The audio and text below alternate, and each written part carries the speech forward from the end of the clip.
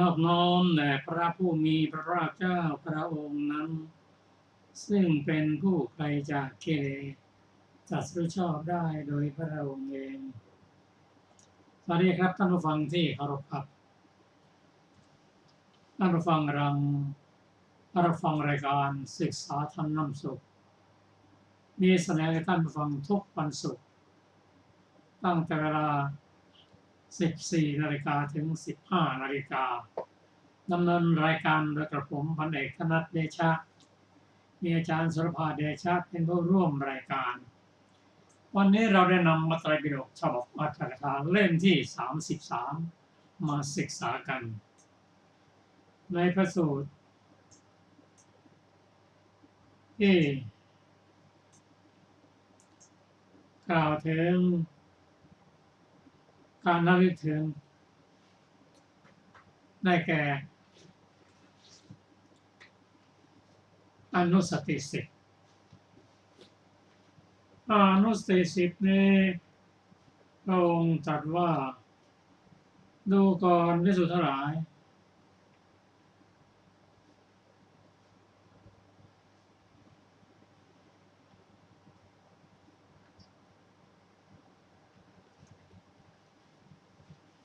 ดูก่อน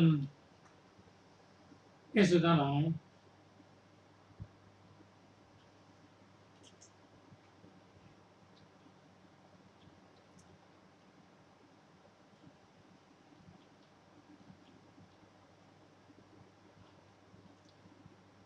ทำอย่างหนึ่งที่บุคคลเจริญแล้วกระทำให้มากแล้วย่อมเป็นไปเพื่อความนายโดยส่วนเดียวเพื่อคลายกำหนัดเพื่อความดับเพื่อความสงบเพื่อความรู้ยิ่งเพื่อความตรัสรู้เพื่อนิพพานทำอย่างหนึ่งคืออะไรคือพุทธานุสติดูก่อนภิกษุทั้งหลายทำอย่างหนึ่งนี่แหละอนุโคลเจริญแล้วกระทำให้มากแล้วย่อมเป็นไปเพื่อความหน่ายในส่วนเดียวเพื่อความคลายกำหนัด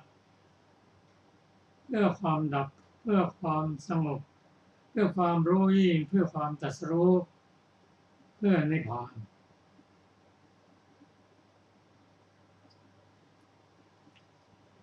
อนุสติสิบนั้นประกอบไปด้วยพุทธานุสติ2ธัมมานุสติ3สังขานุสติ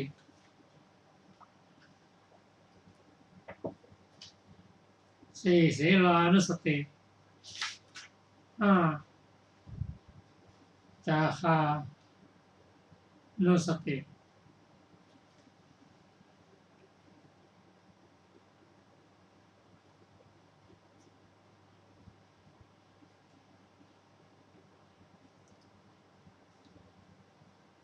เทวตานุสติอานาปานสติ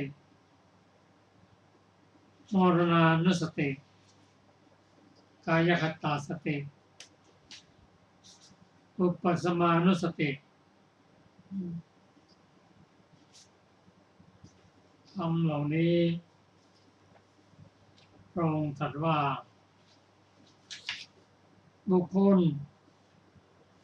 ผู้เจริญแล้วกระทำมากแล้วย่อมเป็นไปเพื่อความหน่ายส่วนเดียวเพื่อคลายกำหนัดเพื่อความดับเพื่อความสงบเพื่อความรู้ยิ่งเพื่อความตรัสรู้เพื่อนิพพาน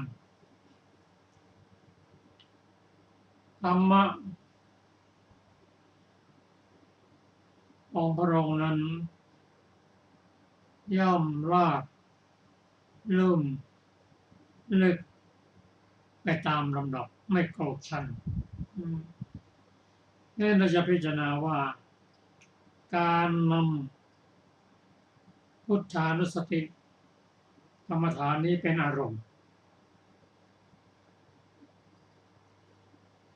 ก็พุทธานุสตินั้นได้แก่บทที่เราสวดกันทุกวันได้แก่อิติปิโสภควาอรหังสัมมาสัมพุทโธวิชาจรณะสัมปันโนสุขโตโลกวิทูอนุตตรปุริสธรรมสารติสัทธาเทวมนุษสานังพุทโธภควาติการที่จะนำพุทธานุสติเป็นภาษาบาลี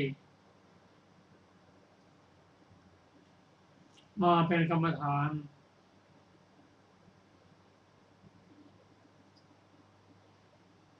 นำมาเพื่อบทสวดเราจะเห็นว่าผู้ที่นำพุทธานุสตินี้มาภาวนามากล่าวโดยออกเสียงที่ไม่ออกเสียงก็ตามถ้าทำไม่ถูกต้องแล้วไม่ผิดพลาดแล้วทำไม่มากแล้วก็จะเกิดผลสองอย่าง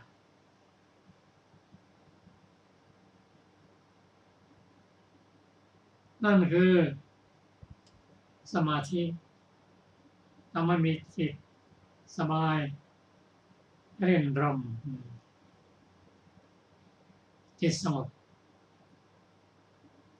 ประการที่สองนั้นเพื่อเจริญวิปัสสนา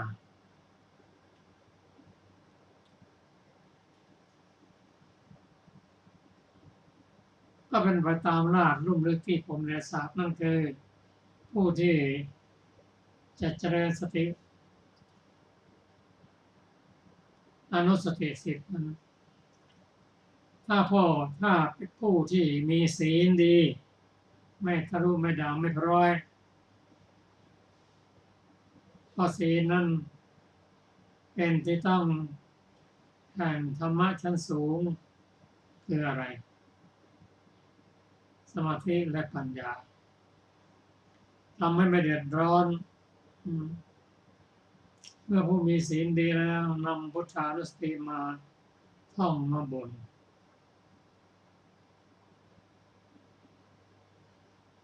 ก็จะได้ประโยชน์สองอย่างหนึ่งมีความสุขความรื่นเริงสงบสองเพื่อใช้เป็นฐานของวิปัสสนา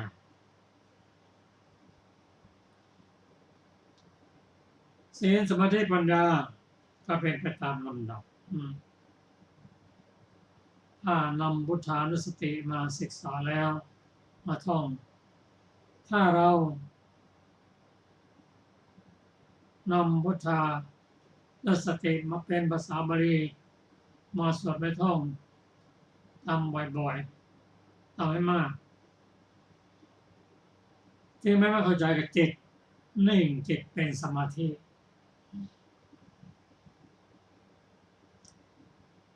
ถ้าเราเข้าใจความหมาย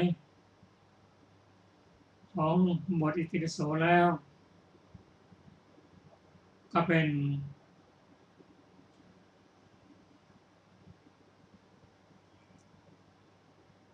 สิ่งหนึ่งที่เรียกว่าปัญญาเข้าใจในภาษาบาลีนั้นถ้าเรามาพิจารณาเจริญบ่อยๆแล้ว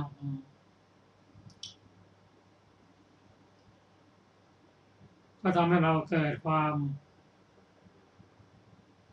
เบื่อหน่ายด้วยส่วนเดียว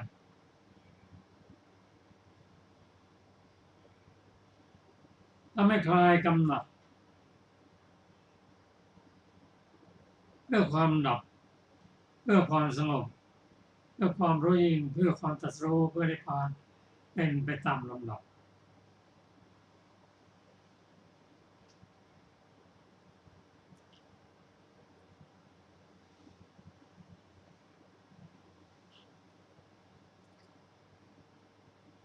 การน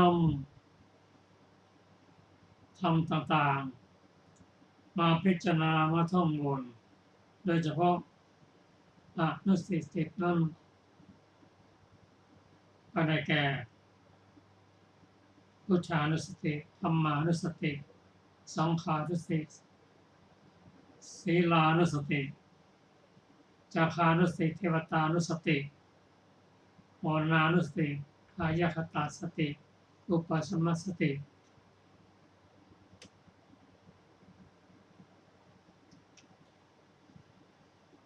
เมื่อจิตนิ่งแล้วก็ย่อม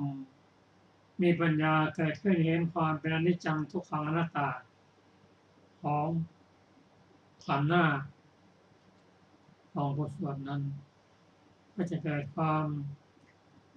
หน่ายโดยส่วนเดียวเพราะการเข้าถึงบทสวดเหล่านี้มาท่องมาบทเหล่านี้เราจะเห็นว่าผู้ที่นำอนุสัตสิทธิ์มาพิจารณานั้น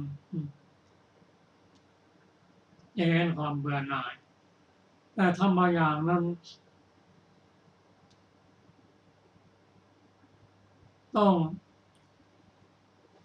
นำกรรมฐานเลยมาพิจารณาร่วมด้วยยกเว้นบางอย่างเช่นอานาปานสตินั้นนำมาภาวนามาท่องบทแล้วได้ทั้งสมาธิ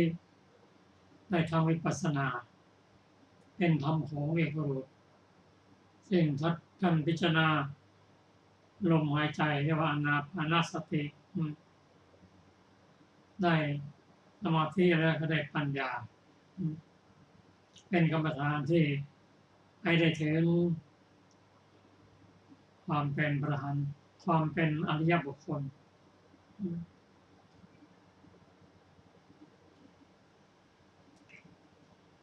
แต่ทำบางอย่างนั้นพิจารณาไป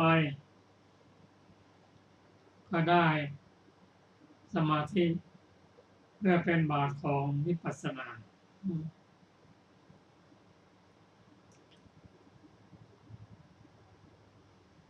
เพราะฉะนั้นเราจะเห็นว่าพระสงฆ์ที่ท่านสวดทั้งเช้าทั้งเย็นนั้นก็เป็นเหตุหนึ่งที่ทำให้เกิดท่านเบื่อหน่ายคลายกำหนัดอยู่ครอง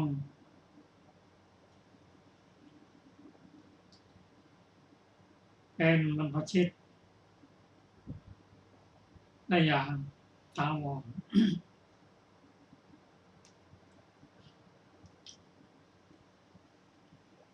ทำอนุสติสิบนี้เป็นธรรมที่เราจะต้องน้อมนำมาศึกษาและนำมาเป็นกรรมฐานได้แล้วจึงจะเห็นต่อไปเราจะได้ศึกษาถึง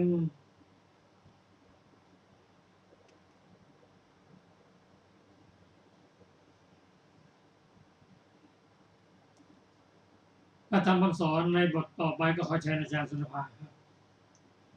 สวัสดีค่ะท่านผู้ฟังที่เคารพทุกท่าน เราได้ศึกษาในวรรคที่1แล้วนะคะวันนี้เราก็ถึงวรรคที่2ว่าด้วยมิจฉาทิฏฐิและสัมมาทิฏฐิค่ะไปส่วน1แล้วนะคะต่อไปจะเป็นข้อต่อไปนะคะดูก่อนภิกษุทั้งหลายเราไม่เล็งเห็นธรรมอื่นแม้ข้อหนึ่งซึ่งเป็นเหตุให้สัตว์ทั้งหลายเมื่อแตกกายตายไปแล้วย่อมเข้าถึงสุคติโลกสวรรค์เหมือนกับสัมมาทิฏฐินี้เลยดูก่อนภิกษุทั้งหลายสัตว์ทั้งหลายผู้ประกอบด้วยสัมมาทิฏฐิเมื่อแตกกายตายไปย่อมเข้าถึงสุคติโลกสวรรค์ดูก่อนภิกษุทั้งหลายกายกรรมที่สมาทานให้บริบูรณ์ตามทิฏฐิหนึ่งวจีกรรมที่สมาทานให้บริบูรณ์ตามทิฏฐิหนึ่งมโนกรรมที่สมาทานให้บริบูรณ์ตามทิฏฐิหนึ่งเจตนาหนึ่ง ความปรารถนาหนึ่งความตั้งใจหนึ่งสังขารหนึ่งของบุคคลผู้มีความเห็นผิดธรรมทั้งหมดนั้นย่อมเป็นไปเพื่อผลที่ไม่น่าปรารถนาไม่น่าใคร่ไม่น่าชอบใจไม่เป็นประโยชน์เกื้อกูลเพื่อทุกข์ข้อนั้นเพราะเหตุไรเพราะทิฏฐิเลวทรามดูก่อนภิกษุทั้งหลายเปรียบเหมือนเมล็ดสะเดาก็ดีเมล็ดบวบขมก็ดีเมล็ดน้ำเต้าขมก็ดีบุคคลหมกไว้ในดินที่ชุ่มชื้นรดดินรดน้ำที่มันถือเอาทั้งหมดย่อมเป็นไปเพื่อความเป็นของขม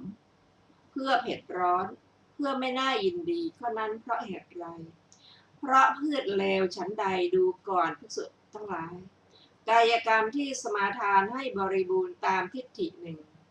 วจีกรรมที่สมาทานให้บริบูรณ์ตามทิฏฐิหนึ่ง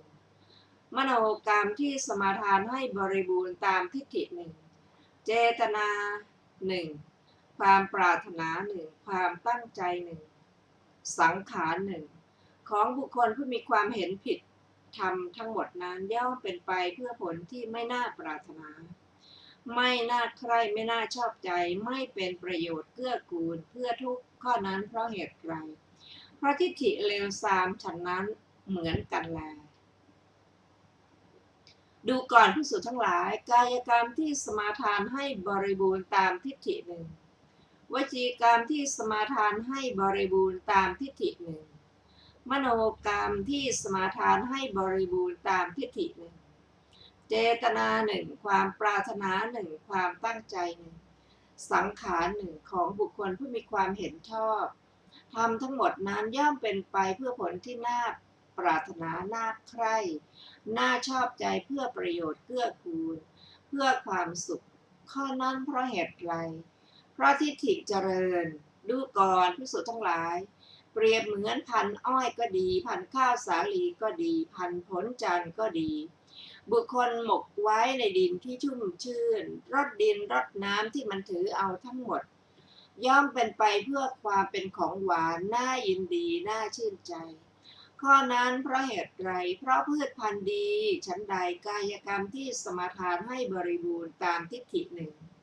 วจีกรรมที่สมาทานให้บริบูรณ์ตามทิฏฐิหนึ่งมโนกรรมที่สมาทานให้บริบูรณ์ตามทิฏฐิหนึ่งเจตนาหนึ่งความปรารถนาหนึ่งความตั้งใจหนึ่งสังขารหนึ่งของบุคคลผู้มีความเห็นชอบธรรมทั้งหมดนั้นย่อมเป็นไปเพื่อผลที่น่าปรารถนาน่าใคร่น่าชอบใจเพื่อประโยชน์เกื้อกูลเพื่อความสุขข้อนั้นเพราะเหตุไรเพราะทิฏฐิเจริญฉะนั้นเหมือนกันแลจบวรรคที่สองต่อไปจะเป็นอรรถกถาของวรรคที่สองในวรรคที่สองพึงทราบวินิจฉัยดังต่อไปนี้บทว่ามิจฉาทิฏฐินี้เป็นชื่อของทิฏฐิแม้ทั้ง62บทว่ามิจฉาทิฏฐิกัสสะได้แก่บุคคลผู้ประกอบด้วยทิฏฐินั้นบทว่าสัมมาทิฏฐินี้เป็นชื่อของสัมมาทิฏฐิแม้ทั้ง5ประการ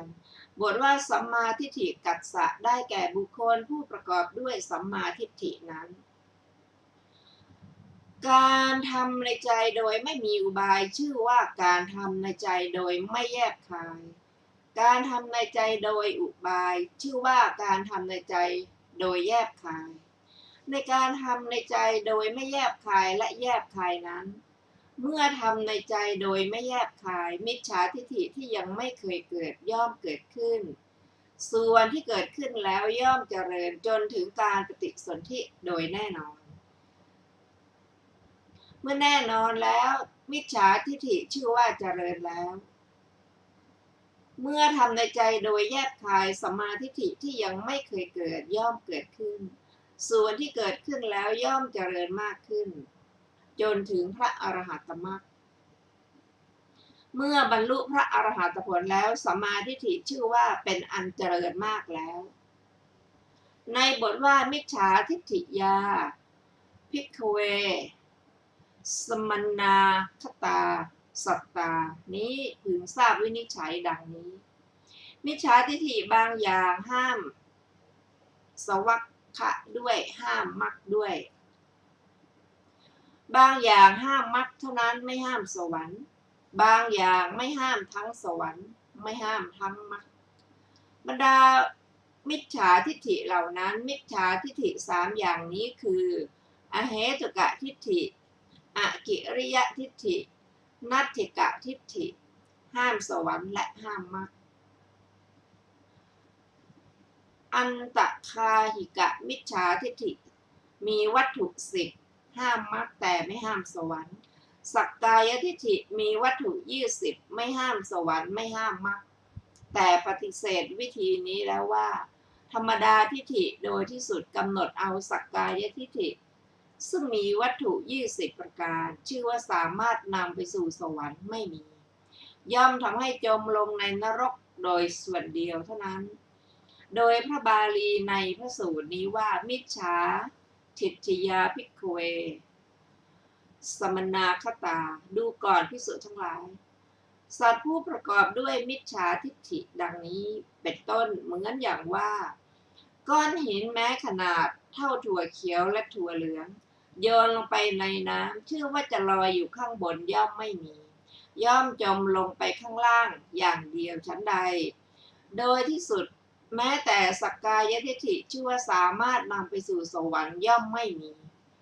ย่อมให้จมลงในอบายทั้งหลายโดยส่วนเดียวเท่านั้นก็ฉะนั้นในบทว่าสัมมาทิฏฐิยาสมนาคตานี้พึงทราบวินิจฉัยดังนี้สัมมาทิฏฐิมี5อย่างคือกามสักกตะสัมมาทิฏฐิฌานสัมมาทิฏฐิวิปัสสนาสัมมาทิฏฐิมัคคสัมมาทิฏฐิพละสัมมาทิฏฐิในสัมมาทิฏฐิ5อย่างนั้นกามสักกตะสัมมาทิฏฐิย่อมชักมาซึ่งสัมปติภพฌานสัมมาทิฏฐิย่อมให้ปฏิสนธิในรูปภพมัคคสัมมาทิฏฐิย่อมกำจัดวัฏฏะพละสัมมาทิฏฐิย่อมห้ามภพถามว่าวิปัสสนาสัมมาทิฏฐิทำอะไรตอบว่าแม้วิปัสสนาสัมมาทิฏฐินั้นก็ไม่ชักจูงขอไปก็ไม่ชักมาซึ่งปฏิสนธิส่วนพระติปิฎกจุลอภัยเถระกล่าวว่าถ้าวิปัสสนาสัมมาทิฏฐิที่อบรมไว้แล้วอาจให้บรรลุพระอรหันต์ในปัจจุบันได้ไซร้ข้อนั้นก็เป็นการดีถ้าไม่อาจให้บรรลุพระอรหันต์ได้ไซร้ก็ยังให้ปฏิสนธิในภพ7ภพได้ผู้มีอายุท่านกล่าวถึงสัมมาทิฏฐิอันเป็นโลกิยะและโลกุตระนี้ไว้อย่างนี้ก็ในเนื้อความดังกล่าวนี้พึงทราบสัมมาทิฏฐิอันเป็นโลกิยะซึ่งให้สำเร็จในภพเท่านั้นพึงทราบวินิจฉัยในคำว่ายันเจวะกายกัมมังยถาทิฏฐิสมัตตังสมาธินังดังต่อไปนี้บทว่ายถาทิฏฐิได้แก่ตามสมควรแก่ทิฏฐินั้นบทว่าสมัตตังแปลว่าบริบูรณ์บทว่าสมาธินังแปลว่าถือเอาแล้วกายกรรมนั้นมี3อย่างคือกายกรรมที่ตั้งอยู่ตามทิฏฐิหนึ่งกายกรรมที่เกิดพร้อมกับทิฏฐิหนึ่งกายกรรมที่อนุโลมทิฏฐิหนึ่งบรรดากายกรรม3อย่างนั้นกายกรรมคือปาณาติบาตอทินนาทานและมิจฉาจารของบุคคลผู้มีลัทธิอย่างนี้ว่าเมื่อบุคคลฆ่าสัตว์ลักทรัพย์ที่เจ้าของไม่ให้ประพฤติมิจฉาจารบาปซึ่งมีเหตุมาแต่การกระทำนั้นไม่มีการให้ผลของบาปก็ไม่มีนี้ชื่อว่ากายกรรมตั้งอยู่ตามทิฏฐิอันหนึ่งกายกรรมที่เกิดพร้อมทัศนะ ขออภัย อันหนึ่งกายกรรมที่เกิดพร้อมกับทัศนะนี้แห่งลัทธินี้ที่ว่าเมื่อบุคคลฆ่าสัตว์ลักทรัพย์ที่เจ้าของไม่ให้ประพฤติมิจฉาจารบาปซึ่งมีเหตุมาแต่การกระทำนั้นไม่มีการให้ผลของบาปก็ไม่มีดังนี้ชื่อว่ากายกรรมที่เกิดพร้อมกับทิฏฐิกายกรรมนั้นนั่นแหละที่บุคคลสมาทานให้บริบูรณ์ยึดถือถูกต้องให้บริบูรณ์ชื่อว่ากายกรรมอนุโลมทิฏฐิ แม้ในวจีกรรมเป็นต้นก็มีนัยนี้เหมือนกันก็ในวจีกรรมนี้ประกอบความว่าเมื่อบุคคลฆ่าสัตว์ลักทรัพย์ที่เจ้าของไม่ให้ประพฤติมิจฉาจารบาปซึ่งมีเหตุมาแต่การกระทำนั้นไม่มีดังนี้ฉันใดในวจีกรรมและมโนกรรมก็ฉันนั้นพึงประกอบความว่าเมื่อบุคคลพูดเท็จกล่าวคำส่อเสียดกล่าวคำหยาบกล่าวคำเพ้อเจ้อบาปซึ่งมีเหตุมาแต่การพูดนั้นไม่มีเมื่อบุคคลมีอภิชฌาคือความเพ่งเล็งมีจิตพยาบาทมีความเห็นผิดบาปซึ่งมีเหตุแต่วจีทุจริตและมโนทุจริตไม่มีดังนี้ก็ในบทว่ายาจะเจตนาดังนี้เป็นต้นเจตนาที่เกิดพร้อมกับทิฏฐิชื่อว่าเจตนาความปรารถนาที่เกิดพร้อมกับทิฏฐิชื่อว่าปัฏนาความปรารถนา การตั้งจิตไว้ตามเจตนาและความปรารถนาชื่อว่าปณิธิความตั้งใจส่วนธรรมมีผัสสะเป็นต้นที่ประกอบพร้อมกับเจตนาเป็นต้นเหล่านั้นชื่อว่าสังขารธรรมอันปัจจัยปรุงแต่งบทว่าทิฏฐิหิภิกขเวปาปิกาความว่าเพราะว่าทิฏฐิของบุคคลนั้นเลวทรามบทว่านิคิตังแปลว่าปลูกไว้บทว่าอุปาทิยติแปลว่าถือเอาบทนี้ที่ว่ากตุกตายะเพื่อความเป็นของขมเป็นไวยพจน์ของบทแรกนั่นแหละแม้ในที่นี้ก็พึงทราบคำว่ากตุกังแปลว่าความขมเหมือนในอาคตสถานที่มาของพระบาลีว่าวันนะคันทระสุเปโตอัมโพยังอหุวาปุเรดังนี้เป็นต้นซึ่งแปลความว่าเมื่อก่อนมะม่วงนี้เป็นไม้ที่สมบูรณ์ด้วยสีกลิ่นและรสได้รับการยกย่องอยู่บัดนี้มะม่วงก็กลายเป็นไม้มีผลขมไปเพราะเหตุไรข้าแต่พระเจ้าทัทธิวาหนะมะม่วงของพระองค์ถูกห้อมล้อมด้วยสะเดารากเกี่ยวพันกันกับรากกิ่งทับกันกับกิ่งมะม่วงจึงกลายเป็นไม้มีผลขมเพราะอยู่ร่วมกับต้นไม้มีรสขมบทว่าอาสาตตายะแปลว่าเพราะเป็นของมีรสไม่อร่อยก็ในวีชุปะมสูตรนี้พระเถระปางก่อนกล่าวว่านิยตะมิจฉาทิฏฐิท่านถือเอาด้วยบทว่าทิฏฐิแต่คำนั้นท่านปฏิเสธแล้วกล่าวว่ารวมเอาแม้ทิฏฐิ62ทั้งหมดในพระสูตรต่อไปพึงประกอบแล้วทราบว่ากายกรรมเป็นต้นอันตั้งอยู่ตามทิฏฐิโดยนัยยะมีอาทิว่าเมื่อบุคคลเว้นจากปาณาติบาตอธินาทานเว้นจากมิจฉาจารบุญเกิดแต่การงดเว้นนั้นเป็นเหตุย่อมไม่มีดังนี้ก็ในที่นี้พึงทราบความตั้งจิตอันเกิดพร้อมกับสัมมาทิฏฐิเท่านั้นชื่อว่าปรารถนาความปรารถนาก็ในอธิการนี้ท่านกล่าวหมายเอาสัมมาทิฏฐิทั้งโลกิยะและโลกุตระคำที่เหลือในที่ทุกแห่งง่ายทั้งนั้นแหละจบอรรถกถาวรรคที่สองต่อไปเป็นวรรคที่สามว่าด้วยบุคคลคนเดียวที่เกิดขึ้นแล้วยังความพินาศแก่โลกเป็นต้นดูก่อนภิกษุทั้งหลายบุคคลคนเดียวเมื่อเกิดขึ้นในโลกย่อมเกิดขึ้นเพื่อไม่เป็นประโยชน์เกื้อกูลไม่เป็นความสุขแก่ชนเป็นอันมากเพื่อความฉิบหายมิใช่ประโยชน์เกื้อกูลเพื่อความทุกข์และแก่เทพยดาและมนุษย์ทั้งหลายบุคคลคนเดียวคือใครคือบุคคลผู้เป็นมิจฉาทิฏฐิมีความเห็นวิปริตเขาทำให้คนเป็นอันมากออกจากสัจธรรมแล้วให้ตั้งอยู่ในอสัตธรรมดูก่อนภิกษุทั้งหลายบุคคลคนเดียวนี้แลเมื่อเกิดขึ้นในโลกย่อมเกิดขึ้นเพื่อไม่เป็นประโยชน์เกื้อกูลไม่เป็นความสุขแก่ชนเป็นอันมากเพื่อความฉิบหายมิใช่ประโยชน์เกื้อกูลเพื่อความทุกข์แก่เทพยดาและมนุษย์ทั้งหลายดูก่อนภิกษุทั้งหลาย บุคคลคนเดียวเมื่อเกิดขึ้นในโลกย่อมเกิดขึ้นเพื่อเป็นประโยชน์เกื้อกูลเพื่อความสุขแก่ชนเป็นอันมากเพื่อประโยชน์หิตสุขแก่เทพพยดาและมนุษย์ทั้งหลายบุคคลคนเดียวคือใครคือบุคคลผู้เป็นสัมมาทิฏฐิ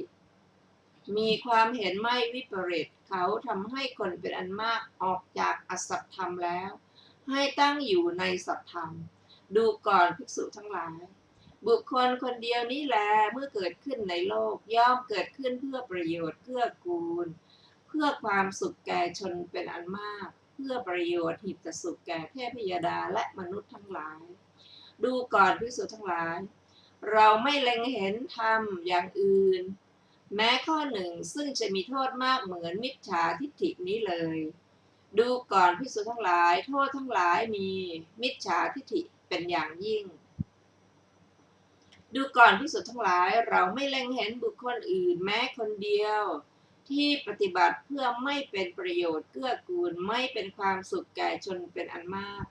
เพื่อความฉิบหายไม่ใช่ประโยชน์เกื้อกูลเพื่อความทุกข์แก่เทพยดาและมนุษย์ทั้งหลายเหมือนกับโมฆะบุรุษชื่อว่ามัคคะลินี้เลยดูก่อนภิกษุทั้งหลายเปรียบเหมือนบุคคลพึงทิ้งลอบไว้ที่ปากอ่าวเพื่อไม่เป็นประโยชน์เกื้อกูลเพื่อความทุกข์เพื่อความเสื่อมความพินาศแก่ปลาเป็นอันมากแม้ฉันใดโมฆะบุรุษที่ชื่อว่ามัคคะลิก็ฉะนั้นเหมือนกันเป็นดังรอบสำหรับดักมนุษย์เกิดขึ้นแล้วในโลกเพื่อไม่ใช่ประโยชน์เกื้อกูลเพื่อความทุกข์เพื่อความเสื่อมเพื่อความพินาศแก่สัตว์เป็นอันมากดูก่อนภิกษุทั้งหลายผู้ที่ชักชวนเข้าในธรรมวินัยที่กล่าวไว้ชั่วหนึ่งผู้ที่ชักชวนแล้วปฏิบัติเพื่อความเป็นอย่างนั้นหนึ่งคนทั้งหมดนั้นย่อมประสบกรรมมิใช่บุญเป็นอันมากข้อนั้นเพราะเหตุไรเพราะธรรมท่านกล่าวไว้ชั่วดูก่อนภิกษุทั้งหลายผู้ที่ชักชวนเข้าในธรรมวินัยที่กล่าวไว้ดีหนึ่งผู้ที่ถูกชักชวนและปฏิบัติเพื่อความเป็นอย่างนั้นหนึ่งคนทั้งหมดนั้นย่อมประสบบุญเป็นอันมากข้อนั้นเพราะเหตุไรเพราะธรรมท่านกล่าวไว้ดีแล้วดูก่อนภิกษุทั้งหลายทายกพึงรู้จักประมาณในธรรมวินัยที่กล่าวไว้ชั่วปฏิฆาหกไม่จำเป็นต้องรู้จักประมาณข้อนั้นเพราะเหตุไรเพราะธรรมท่านกล่าวไว้ชั่วดูก่อนภิกษุทั้งหลายปฏิฆาหกพึงรู้จักประมาณในธรรมวินัยที่กล่าวไว้ดีทายกไม่จำต้องรู้จักประมาณข้อนั้นเพราะเหตุไรเพราะธรรมท่านกล่าวไว้ดีแล้วดูก่อนภิกษุทั้งหลายผู้ที่ปรารภความเพียรในธรรมวินัยที่กล่าวไว้ชั่วย่อมอยู่เป็นทุกข์ข้อนั้นเพราะเหตุไรเพราะธรรมท่านกล่าวไว้ชั่วดูก่อนภิกษุทั้งหลายผู้เกียจคร้านในธรรมวินัยที่กล่าวไว้ดีย่อมอยู่เป็นทุกข์ข้อนั้นเพราะเหตุไรเพราะธรรมท่านกล่าวไว้ดีแล้วดูก่อนภิกษุทั้งหลายผู้ที่เกียจคร้านในธรรมวินัยที่กล่าวไว้ชั่วย่อมอยู่เป็นสุขข้อนั้นเพราะเหตุไรเพราะธรรมท่านกล่าวไว้ชั่วดูก่อนภิกษุทั้งหลายผู้ประรบความเพียรในธรรมวินัยที่กล่าวไว้ดีย่อมอยู่เป็นสุขข้อนั้นเพราะเหตุไรเพราะธรรมท่านกล่าวไว้ดีแล้วดูก่อนภิกษุทั้งหลายเปรียบเหมือนคูดแม้เพียงเล็กน้อยก็มีกลิ่นเหม็นฉันใดพบแม้เพียงเล็กน้อยก็ฉันนั้นเราไม่สรรเสริญโดยที่สุดแม้ชั่วการเพียงลัดนิ้วมือเดียวเลยดูก่อนภิกษุทั้งหลายเปรียบเหมือนมูดน้ำลายหนองเลือดแม้เพียงเล็กน้อยก็มีกลิ่นเหม็นแม้ฉันใดพบแม้เพียงเล็กน้อยก็ฉะนั้นเหมือนกันเราไม่สรรเสริญโดยที่สุดแม้ชั่วการเพียงลัดนิ้วมือเดียวเลยจบวรรคที่สามอรรถกถาของวรรคที่สามมีดังต่อไปนี้ในวรรคที่สามสูตรที่หนึ่งพึงทราบวินิจฉัยดังต่อไปนี้บทว่ามิจฉาทิฏฐิโตได้แก่ผู้ไม่เห็นตามความเป็นจริงบทว่าวิป ริตทัศโนได้แก่ เป็นผู้มีความเห็นแปรปรวนไปตามความเห็นผิดนั้นทีเดียวบทว่าสัทธมาวุฒาเปตวาความว่า ให้ออกจากธรรมคือกุศลกรรมบท10บทว่าอสัทธเมปฏิทาเปติความว่าให้ตั้งอยู่ในอสัทธรรมกล่าวคืออกุศลกรรมบท10ก็ในบทว่าเอกับปุคโลนี้พึงทราบว่าได้แก่พระเทวทัตกับครูทั้งหมดและคนอื่นๆที่เป็นอย่างนี้จบอรรถกถาสูตรที่1อรรถกถาสูตรที่2ในสูตรที่2พึงทราบวินิจฉัยดังต่อไปนี้บทว่าสัมมาทิฏฐิโตได้แก่ผู้มีความเห็นตามความเป็นจริงบทว่าอวิปริตทัศโนความได้แก่ผู้มีความเห็นอันไม่แปรปรวนไปจากความเห็นชอบนั้นนั่นแหละบทว่าอสัทธมาความว่าจากอกุศลกรรมบท10บทว่าสัทธเมความว่าในสัทธรรมกล่าวคือกุศลกรรมบท10ก็ในบทว่าเอกับปุคโลนี้ในเมื่อพระพุทธเจ้ายังไม่ได้เสด็จอุปัฏฐิย่อมได้แก่บุคคลมีอาทิอย่างนี้คือพระเจ้าจักรพรรดิพระสัพพันยูโพธิสัตว์เมื่อพระพุทธเจ้าเสด็จอุบัติแล้วย่อมได้พระพุทธเจ้าและสาวกของพระพุทธเจ้าจบอรรถกถาสูตรที่2ต่อไปเป็นอรรถกถาสูตรที่3ในสูตรที่3พึงทราบวินิจฉัยดังต่อไปนี้บทว่ามิจฉาทิฏฐิปรมาณินี้มีวิเคราะห์ว่ามิจฉาทิฏฐิเป็นอย่างยิ่งของโทษเหล่านั้นเหตุนั้นโทษเหล่านั้นชื่อว่ามิจฉาทิฏฐิปรมาณิโทษทั้งหลายมีมิจฉาทิฏฐิเป็นอย่างยิ่งอธิบายว่าอนันตริยกรรม5ชื่อว่ากรรมมีโทษมากมิจฉาทิฏฐิเท่านั้นชื่อว่ามีโทษมากกว่าอนันตริยกรรม5แม้เหล่านั้นถามว่าเพราะเหตุไรตอบว่าเพราะอนันตริยกรรม5นั้นมีเขตกำหนดดูว่าท่านกล่าวอนันตริยกรรม4อย่างว่าให้เกิดในนรกแม้สังฆเพศก็เป็นการตั้งอยู่ในนรกชั่วกับเท่านั้นอนันตริยกรรมเหล่านั้นมีเขตกำหนดที่สุดก็ยังปรากฏด้วยประการอย่างนี้ส่วนนิยตมิจฉาทิฏฐิคือความเห็นผิดอันไม่มีเขตกำหนดเพราะนิตยมิจฉาทิฏฐินั้นเป็นรากเหง้าของวัฏฏะการออกไปจากภพย่อมไม่มีสำหรับคนผู้ประกอบด้วยนิยตมิจฉาทิฏฐินั้นชนเหล่าใดเชื่อฟังถ้อยคำของคนผู้ประกอบด้วยนิยตมิจฉาทิฏฐินั้นแม้ชนเหล่านั้นก็ย่อมปฏิบัติผิดอันหนึ่งทั้งสวรรค์ทั้งมรรคย่อมไม่มีแก่คนผู้ประกอบด้วยนิยตมิจฉาทิฏฐินั้นในคราวกับพินาศเมื่อมหาชนพากันเกิดในพรหมโลกบุคคลผู้เป็นนิยตมิจฉาทิฏฐิไม่เกิดในพรหมโลกนั้นแต่กลับเกิดที่หลังจักรวาลถามว่าก็หลังจักรวาลไฟไม่ไหม้หรือตอบว่าไม่บางอาจารย์กล่าวว่าก็เมื่อหลังจักรวาลแม้ถูกไฟไหม้อยู่คนผู้เป็นนิยตมิจฉาทิฏฐินี้ก็ถูกไฟไหม้อยู่ในโอกาสแห่งหนึ่งในอากาศจบอรรถกถาสูตรที่3ต่อไปเป็นอรรถกถาสูตรที่4ในสูตรที่4พึงทราบวินิจฉัยดังต่อไปนี้บทว่ามัคคลิความว่าเจ้าลัทธิผู้ได้ชื่ออย่างนี้เพราะยึดคำว่ามาคลิอย่าพลาดล้มนะบทว่านาทีมุขเขความว่าในที่แม่น้ำ2สายมาบรรจบกันคำนี้เป็นเพียงยกมาเทศนาเท่านั้นน้ำแม้อย่างอื่นเห็นปานนั้นซึ่งมีสถานที่มาบรรจบกันของแม่น้ำสายใดสายหนึ่งในบรรดาน้ำแม้เหล่านี้คือลำธาร2สายสายน้ำ2สายทะเลสายน้ำจืดทะเลสายน้ำเค็มและแม่น้ำแห่งสมุทรบทว่าขิปปังแปลว่ารอบบ บทว่าอุชัยยะแปลว่าดักอธิบายว่าพวกมนุษย์เอาไม้อ้อต้นอ้อยไม้ไผ่หรือเส้นเถาย่านทรายมาสารให้เป็นรอบขนาดเท่าหม้อใบเดียวบ้าง2 ใบบ้าง3 ใบบ้างผูกงาที่ปากรอบด้วยหวายนำไปดักเอาปากกรอบจมไว้ในน้ำตอกหลักขนาบไว้ทั้ง2 ข้างผูกรอบด้วยหวายไว้กับหลักนั้นคำว่าดักรอบนี้ท่านกล่าวหมายเอาการกระทำดังกล่าวแล้วนั้น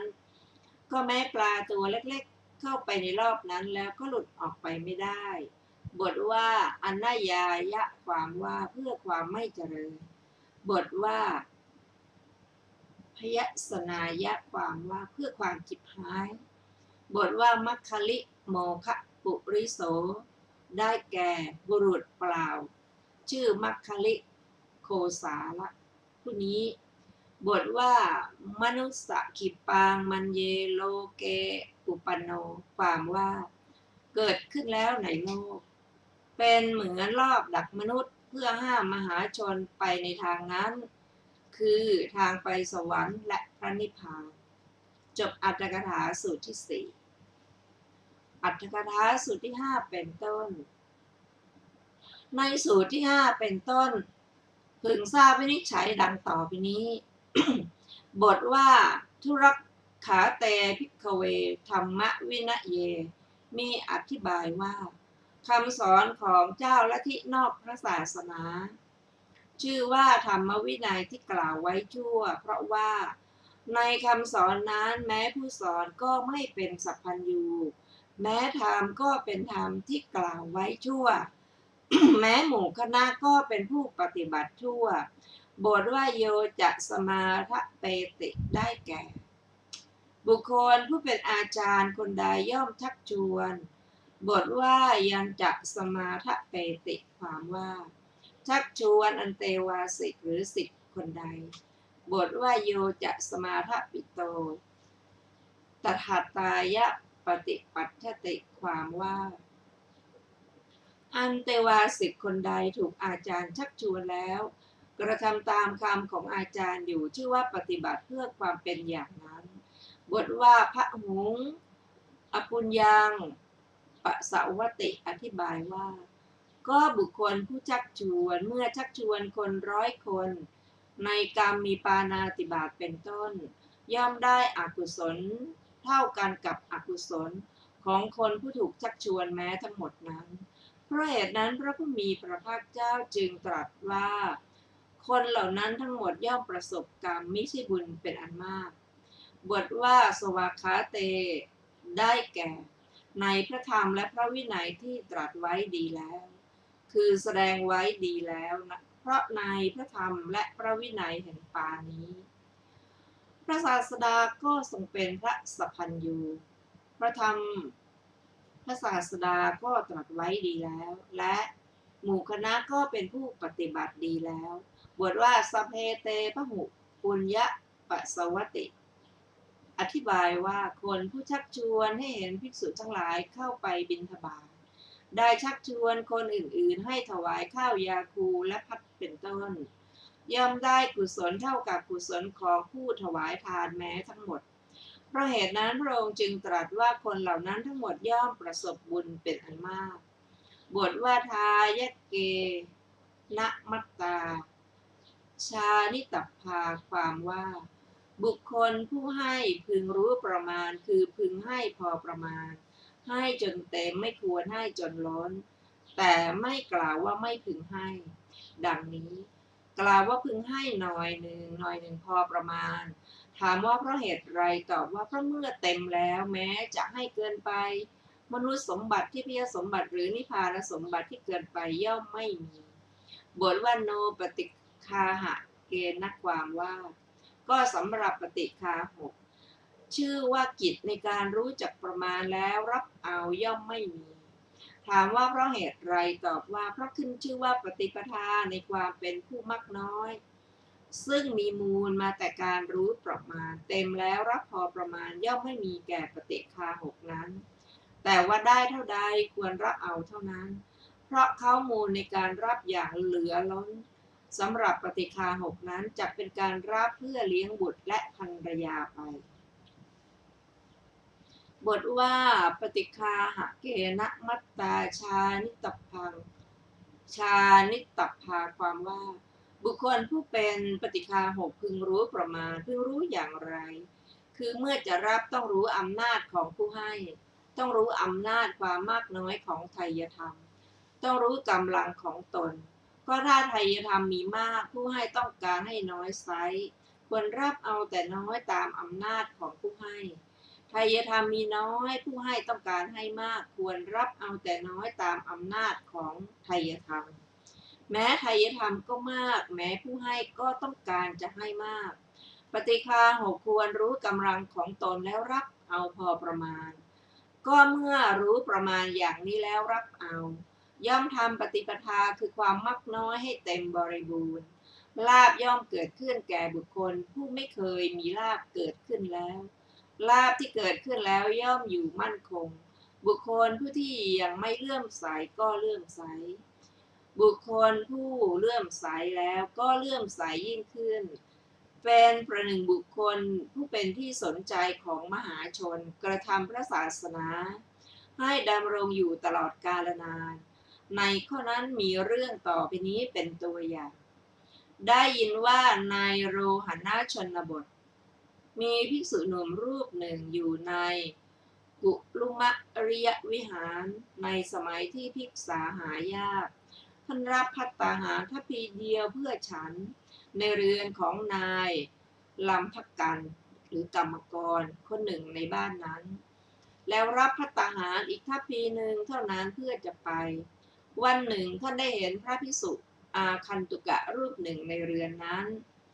จึงรับเอาภัตตาหารทัพพีเดียวเท่านั้นเพราะเหตุนั้นต่อมาภายหลังกุลบุตรผู้นั้นเลื่อมใสท่านจึงบอกแก่พวกมิตรอมาตย์ที่ประตูพระราชวังว่าพระประจำสกุลของเราเป็นชื่อว่ามักน้อยเห็นปานี้มิตรอมาตย์แม้ทั้งปวงเหล่านั้นก็เลื่อมใสในคุณคือความมักน้อยของท่านจึงพากันตั้งภัตตาหารประจำ60ที่เฉพาะวันหนึ่งภิกษุผู้มักน้อยเป็นธรรมดาอย่างนี้แลย่อมยังลาภที่ยังไม่เกิดให้เกิดขึ้นแม้พระเจ้าศรัทธาติสสมหาราชทรงให้ติสสะอมาตย์ผู้เป็นคนอุปัฏฐากใกล้ชิดไปสอบสวนส่งให้เขาปิ้งนกกระทาตัวหนึ่งมาให้เมื่อติสสะอมาตย์ทำอย่างนั้นแล้วครั้นเวลาจะเสวยจึงตรัสว่าเราให้ส่วนที่เลิศแล้วจึงจักบริโภคจึงให้ประทานเนื้อนกกระทาแก่สามเณรผู้ถือสิ่งของพระมหาเถระใกล้บริเวณกัสสัทธศาลาเมื่อท่านรับเอาแต่น้อยก็เลื่อมใสในคุณคือความมักน้อยของท่านจึงตรัสว่าดูก่อนพ่อโยมเลื่อมใสขอถวายภัตตาหารประจำ8ที่แก่ท่านสามเณรทูลว่ามหาบพิตรภัตตาหารประจำเหล่านั้นอาตมาถวายอุปัฏฐาพระราชาตรัสว่าโยมถวายอีก8ที่สามเณรทูลว่าภัตตาหาร8ที่นั้นอาตมาขอถวายอาจารย์ของอาตมาพระราชาตรัสว่าโยมถวายอีก8ที่สามเณรทูลว่าอาตมาถวายภัตตาหาร8ที่นั้นแก่ท่านผู้เสมอด้วยอุปัฏฐาพระราชาตรัสว่าโยมถวายอีก8ที่สามเณรทูลว่าอาตมาถวายภัตตาหาร8ที่นั้นแก่ภิกษุสงฆ์พระราชาตรัสว่าโยมถวายภัตตาหารแม้อีก8ที่สามเณรนั้นจึงรับเอาลาภอันเกิดขึ้นแก่สามเณรนั้นย่อมเป็นลาภมั่นคงด้วยประการอย่างนี้แม้ในบทว่าอปสันนาปสีทันตินี้ก็มีตัวอย่างดังต่อไปนี้ทีฆพราหมณ์นิมนต์พราหมณ์ทั้งหลายมาฉันได้ถวายภัตตาหารทีละ5 ขันก็ไม่อาจให้อิ่มหนำอยู่มาวันหนึ่งได้ฟังถ้อยคำว่ากันว่าพวกพระสมณะเป็นผู้มักน้อยเพื่อจะทดลองจึงให้คนถือ ภัตตาหารไปยังวิหารในเวลาที่พระภิกษุสงฆ์ทำภัตตกิจเห็นภิกษุประมาณ30รูปฉันอยู่บนหอฉันจึงถือเอาภัตตาหารขันหนึ่งไปยังที่ใกล้พระสังฆเถระพระเถระได้ใช้นิ้วมือหยิบเอาหน่อยหนึ่งโดยทำนองนี้นั่นแหละภัตตาหารขันเดียวได้ทั่วถึงแก่ภิกษุหมดทุกรูปแต่นั้นพราหมณ์เริ่มใสในความมักน้อยได้ยินว่าพระสมณะเหล่านี้มีคุณทุกอย่างทีเดียวจึงสละทรัพย์1,000สร้างพระเจดีย์ไว้ในวิหารนั้นนั่นแหละ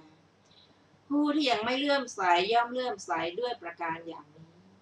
ในบทว่าปสันนาพิยโยปสีทันตินี้กิจเนื่องด้วยเรื่องราวที่จะนำมาสาธกไม่มีก็เพราะเห็นความมักน้อยความเลื่อมใสย่อมเจริญยิ่งทีเดียวแก่ผู้ที่เลื่อมใสแล้ว